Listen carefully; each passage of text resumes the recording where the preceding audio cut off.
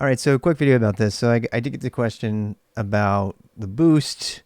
People know I've been doing the boost for 3 years now, 3 or 4 years, and they're largely based on the material that I've been covering in SkillStack since 2013, which changes every day. Every day, every week, every month, every year. I mean, because the technology changes. But um, this last year, it's become clear that given the amount of people that are involved with watching the boost, and that we need to add a little bit more structure than I'm used to doing. And so I'm actually writing a book, and all the technology that I've been building, Keg and Peggin and everything has been designed to help me get the book published faster. I know I have to write a tool to publish a book because I don't like any of the ones that exist. I know, lame, right? But still, it means that you can follow along with that. And in fact, you can actually follow along in the Terminal Velocity book if you want to watch me writing it live. I'm modifying it and turning it into a keg, which is a knowledge exchange graph, and then from that I'll be building the book and creating content paths through the material. So it's going to be a very living document. That's the only reason I would ever even consider doing it.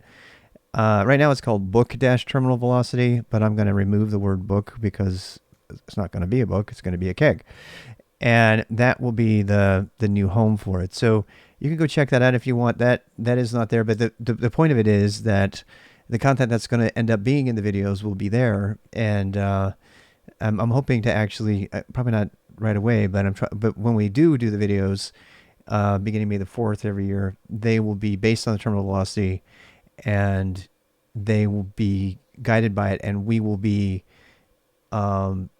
probably making more smaller videos that they might not going to be really clean and edited and everything. It's still going to be messy like me, but they will go with the sections of the book. So that way you can, if you go to the keg, you can click on the link and go straight to the video for that particular part. And that's something I've wanted to do for a very long time. That takes a tremendous amount of effort to organize, because the amount of content that has to go into learning the terminal properly, and how that content is structured, because you have to, start to walk before you can, run. And then, so you have to learn some things, and then you have to learn some other things, and then you can go back and learn those other things better.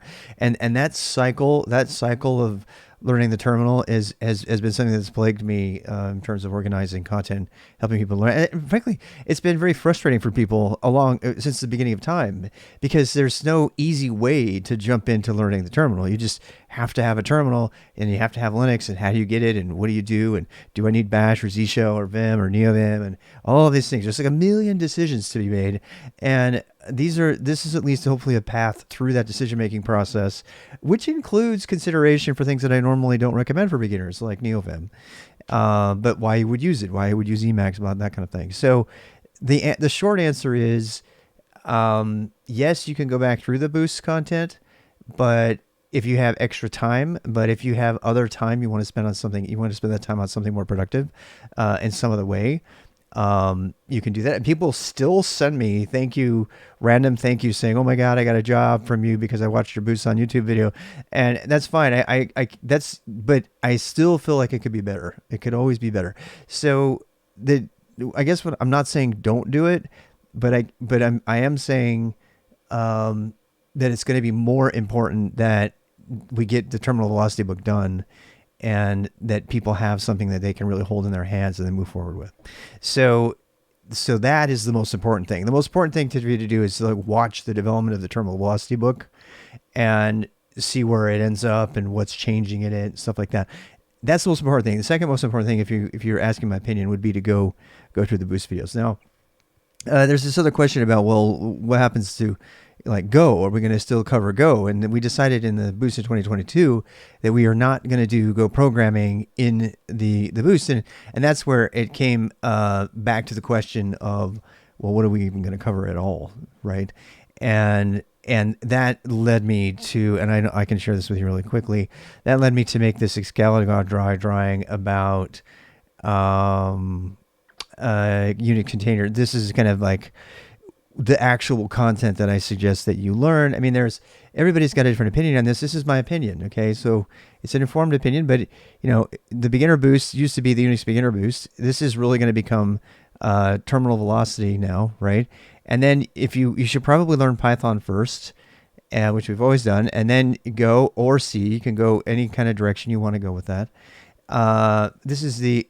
I mean, I can give you guys a link to this thing. I'll put that in the chat in the notes as well. In fact, where is the sharing button? I forget where the sharing button is. Is this it?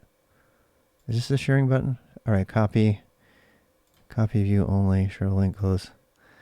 All right, so that we'll put that link in there too for you. So those are the two places you can go learn about that, and that's the short answer to that.